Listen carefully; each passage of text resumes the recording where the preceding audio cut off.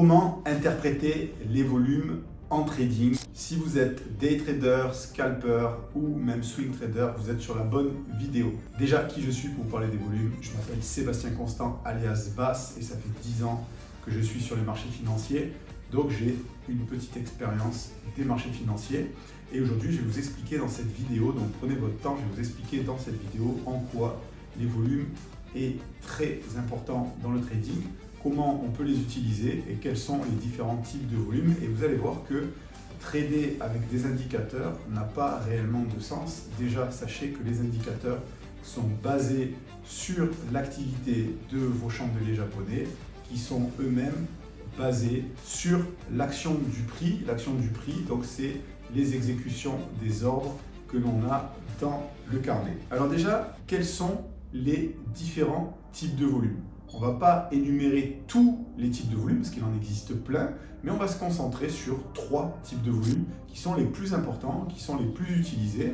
Vous avez les volumes up and down, vous avez le volume profile et vous avez le cumulative delta volume. Je vais vous expliquer quels sont ces 3 types de volumes et comment on va pouvoir les utiliser dans notre trading et surtout quelle est cette réelle importance. Première chose, les volumes.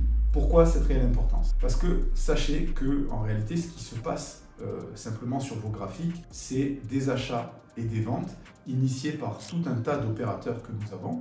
Nous avons vraiment, je ne vais pas vous les énumérer tous dans cette vidéo, mais vous avez beaucoup d'opérateurs différents avec une vision différente. Ça va aussi bien de l'institutionnel, du hedge fund, même au sein des institutionnels, ils ont différents desks pour différents types d'activités. Vous avez de l'arbitrage, vous avez des market makers, vous avez des entreprises, vous avez des petits traders comme nous, et vous avez encore tout un tas d'acteurs différents qui ont toutes une vision différente de l'actif que nous allons traiter. Et donc, ils vont devoir passer des ordres. Il y a certains ordres qui sont passifs, il y a certains ordres qui sont actifs, et nous, on va se concentrer sur les ordres actifs. Et c'est ce que nous allons retrouver dans les volumes. Donc les volumes, c'est un petit peu le carburant du marché. S'il n'y a pas de volume, eh bien le prix ne va pas pouvoir aller bien loin. Imaginez si demain nous sommes aux enchères et qu'on a le commissaire-priseur qui nous donne un prix de départ pour une voiture. Prenons l'exemple d'une Clio qui va démarrer à 10 000 €. Eh bien si, quand le commissaire-priseur démarre l'enchère à 10 000 et que personne ne surenchérit, eh bien évidemment, on ne va pas pouvoir faire monter le prix. En fait, ce qui va se passer, c'est que le commissaire-priseur retirera le véhicule ou sinon devra redémarrer son enchère à un prix plus bas qui potentiellement pourrait intéresser les personnes qui veulent acheter ce véhicule. Et dans le trading, c'est exactement la même chose. On va avoir le marché qui va ouvrir à un certain prix et ensuite on va avoir des gens qui vont être intéressés ou pas d'acheter ou de vendre cet actif et c'est ce qui va permettre de faire baisser ou monter le prix. Et donc tout ça, on va le voir à travers les volumes. Et donc, il existe différents types de volumes comme je vous ai dit. Donc prenons le cas des volumes up and down.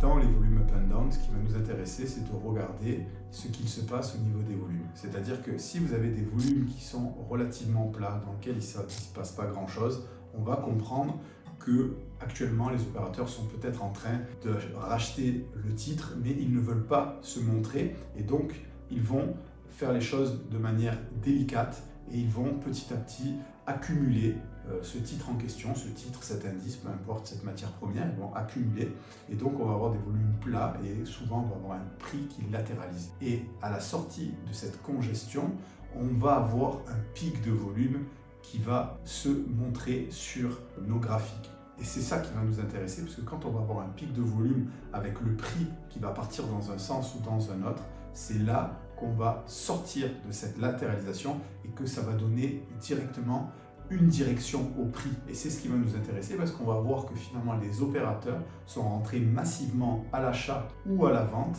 et on va avoir un prix qui va partir dans une direction. Et là, on devrait avoir des volumes qui s'accentuent à l'achat par exemple si ça part dans une direction acheteuse ou à la baisse si ça part dans une direction vendeuse, mais on va avoir les volumes qui accompagnent le mouvement du prix. Et c'est ça le plus important. Donc, pour résumer, il faut éviter de trader dans ces moments de consolidation, d'accord? À part si vous êtes un scalper, et que vous tradez avec un carnet d'odds, vous avez des stratégies différentes au carnet qui vont vous permettre de scalper et vous allez même au carnet utiliser les volumes, mais d'une manière différente, ça ne sera pas les mêmes volumes. Donc pour ce type de trading, donc on va dire plus pour le day trading ou même le swing trading, vous allez regarder les volumes up and down et vous allez voir quand il y a une accalmie, vous allez éviter d'être dedans et vous allez attendre simplement qu'il y ait un pic de volume pour vous donner une direction et vous allez faire attention si les volumes accompagnent le mouvement du prix. Pourquoi vous devez faire attention à cela? Parce que vous pouvez avoir du fake, c'est-à-dire vous pouvez avoir le prix qui part dans un sens et des volumes qui sont relativement faibles. Et là, ça nous indique tout simplement qu'il y a le prix qui part, peut-être à l'achat, admettons, mais que dedans, il n'y a pas de volume. Donc en fait, il n'y a pas de réelle force acheteuse ou vendeuse, si ça partait à la baisse, qui accompagne vraiment ce mouvement de prix. Et donc ça peut être simplement pour aller rechercher de la liquidité dans un sens ou dans un autre pour repartir dans le sens inverse. Voilà pour les volumes up and down.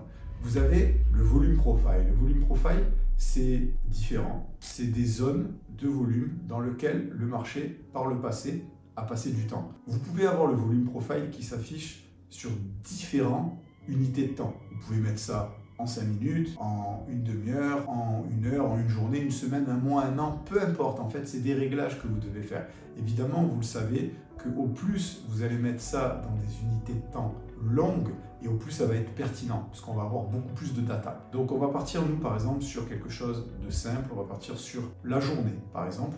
Et donc, dans une journée, vous allez voir que le volume profile va vous donner, en fait, le profil. Volume profile, c'est ça, c'est le profil du volume au cours de notre journée de trading. Donc vous allez voir des zones qui vont être beaucoup plus épaisses et vous allez voir des zones qui sont beaucoup plus fines. Et c'est simple à comprendre, les zones beaucoup plus épaisses, c'est des zones dans lesquelles il y a eu beaucoup plus d'échanges, dans lesquelles il y avait beaucoup de concentration d'acheteurs et de vendeurs. Et les zones qui sont très fines, ou plus fines du moins, eh bien c'est des zones dans lesquelles il y avait très peu d'acheteurs ou très peu de vendeurs. Et donc ça nous donne quoi comme information? C'est assez simple à comprendre, ça nous donne l'information que les zones dans lesquelles il y a beaucoup de concentration d'acheteurs et de vendeurs, eh bien c'est des prix qui intéressent les uns et les autres pour commercer. Et dans les zones où c'est relativement fin, et c'est des zones qui ne sont pas intéressantes pour les uns et les autres. Si on doit faire une analogie, imaginez que demain vous alliez sur le marché de votre village et vous avez des zones dans le marché où il y a beaucoup de monde, d'accord? Il y a des commerçants, il y a beaucoup de monde, peut-être qu'ils ont des produits intéressants, avec des prix intéressants, et donc vous avez pas mal d'acheteurs qui sont là pour faire leurs courses. Et puis, de l'autre côté, vous avez d'autres zones sur le marché dans lesquelles il n'y a personne. Peut-être que la marchandise n'est pas intéressante, que les prix sont trop chers, peu importe, mais vous avez moins de monde. Et donc, ça nous informe tout simplement qu'il y a des endroits où les gens sont plus intéressés, il y a d'autres endroits où les gens sont moins intéressés. Et c'est ce que nous retranscrit le volume profile. Donc, ça va nous donner ces différentes zones et nous, ça va nous permettre de comprendre où est-ce que les gros se situent, ce qu'ils sont en train d'essayer de faire. Et donc, on va pouvoir peut-être avoir des stratégies, enfin, c'est pas peut-être, c'est sûr, on va pouvoir adapter des stratégies de trading en fonction de là où on se situe. On va privilégier plutôt des achats, des ventes ou des achats et des ventes. Et on va pouvoir accompagner le mouvement. Si le mouvement se déroule à la hausse ou à la baisse, ou à contrario, on va peut-être couper nos trades sur des zones qu'on aura déterminées au préalable parce qu'on s'aura dit, ok, là c'est une zone potentiellement de retournement parce que c'est une zone à faible volume, ou au contraire, une zone à forte volume. Ok? Dans les deux cas, faible ou forte volume, ça peut être des zones dans lesquelles on va soit prendre un trade ou soit couper un trade. Ça va réellement dépendre du type de profil que l'on a et de d'autres choses, mais grâce en tout cas au volume profile, on va comprendre les zones qui intéressent les opérateurs et celles qui ne sont pas intéressantes pour les opérateurs. Donc je vous invite réellement à regarder le volume profile et à vous former sur le volume profile parce que ce sont les clés d'un trading à succès. Vous avez également un troisième type de volume qui est très pertinent, très intéressant, c'est le cumulative delta. Cumulative delta, c'est quoi en fait? C'est le cumul des volumes dans une unité de temps. Prenons simplement l'unité de temps 5 minutes. Vous allez régler votre cumulative delta sur 5 minutes et vous allez pouvoir voir ce qui se passe en termes de volume en 5 minutes sur votre graphique. Donc c'est plus des volumes up and down, c'est des volumes qui vont être cumulés. Il y aura aussi bien les acheteurs que les vendeurs à l'intérieur et ça va vous donner un graphique comme vos chandeliers japonais, mais l'information sera basée uniquement sur les volumes et non pas sur le prix. Et ce qui va être intéressant de regarder là-dedans, c'est de voir si le volume est en harmonie avec le prix. Comprenez la chose suivante. Si vous avez le prix qui monte, par exemple, donc logiquement, ça sous-entend qu'il y a des acheteurs qui sont en train de payer et que du coup, c'est pour cela que le prix monte. Mais si de l'autre côté, vous avez les volumes qui baissent, que vous voyez sur votre graphique de volume que ça baisse, vous vous dites qu'il y a certainement quelque chose de pas normal, puisque logiquement, si on a le prix qui monte, on devrait également avoir des volumes qui montent. Et là, si vous avez les volumes qui baissent, ça doit vous mettre la puce à l'oreille, parce que ça vous informe que vous n'avez pas les volumes qui sont en harmonie avec le prix. Vous avez les volumes qui baissent, le prix qui monte, on appelle ça une divergence volume. Et les volumes, comme je vous disais au tout début de cette vidéo, les volumes, c'est le carburant du marché. Donc si le prix monte et que les volumes baissent, ça nous donne l'information que le prix monte de manière artificielle, qu'il n'y a pas réellement de conviction et que certainement le prix ne montera pas longtemps et que l'on va redescendre. Si le prix monte, il faut impérativement du volume. On en revient à notre système d'enchères. Le commissaire-priseur ne peut pas faire monter tout seul le prix. Il va démarrer la voiture à 10 000 €, mais si derrière il n'est pas soutenu par des gens comme vous et moi qui veulent ce véhicule et qui surenchérissent sur le prix, on ne va pas aller plus haut, on va rester bloqué à 10 000. Alors effectivement, peut-être que le commissaire-priseur peut nous faire du fake et nous dire 11 000, 12 000 parce qu'il y a des gens avec lui dans la salle qui jouent le jeu et qui sont artificiellement en train de faire monter le prix, mais réellement, personne ne va payer 12 ou 13 ou 14 000 parce qu'il n'y a pas de vrai candidat. Et là, c'est un petit peu la même corrélation dans le trading. Si vous avez le prix qui monte comme ça, artificiellement, mais qui n'est pas soutenu par les volumes, à un moment donné, on va revenir à la réalité et le prix devrait baisser. Donc, vous devez avoir un œil sur les volumes de manière à mieux comprendre l'activité des opérateurs. Et pour les scalpers qui tradent au carnet d'ordre, vous devez également regarder les volumes.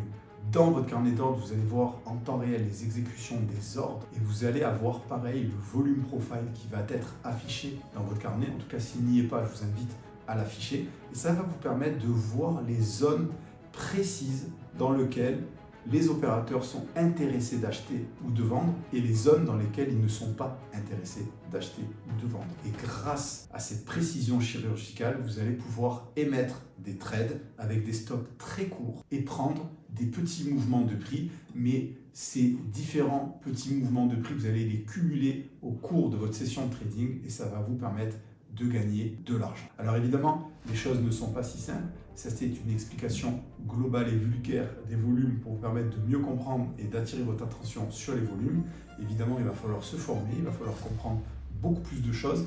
Pour ça, si ça vous intéresse, j'ai un groupe Telegram, j'ai un groupe Discord, je vous mets tous les liens dans la description. J'ai également une vidéo sur le market profile, je vous la remets ici ou ici. C'est une vidéo dans laquelle je vous explique cet outil fabuleux qui est un outil d'analyse. Ce n'est pas une martingale, ce n'est pas un indicateur, c'est un outil d'analyse qui regroupe le prix, le volume et le temps, qui sont les trois piliers du trading, parce que je vous le rappelle, les trois sont extrêmement importants. Vous avez le prix que tout le monde regarde, il faut le regarder, et vous avez, comme je vous l'ai expliqué, les volumes qui sont le carburant du marché, et vous avez également le temps, qui est un élément précieux, parce que ça va nous donner, si vous voulez, les zones d'acceptation ou de rejet afin de mieux comprendre ce que les opérateurs sont en train d'essayer de faire. Et nous, en tant que petits poissons, on va essayer de venir grignoter notre part du gâteau là-dedans afin de faire nos journées, de construire notre trading et d'être rentable. Si ce type de vidéo vous plaît, dites-le moi dans les commentaires, n'hésitez surtout pas, je vous en ferai d'autres. Et sur ce, on se retrouve dimanche prochain à la même heure. Ciao, ciao!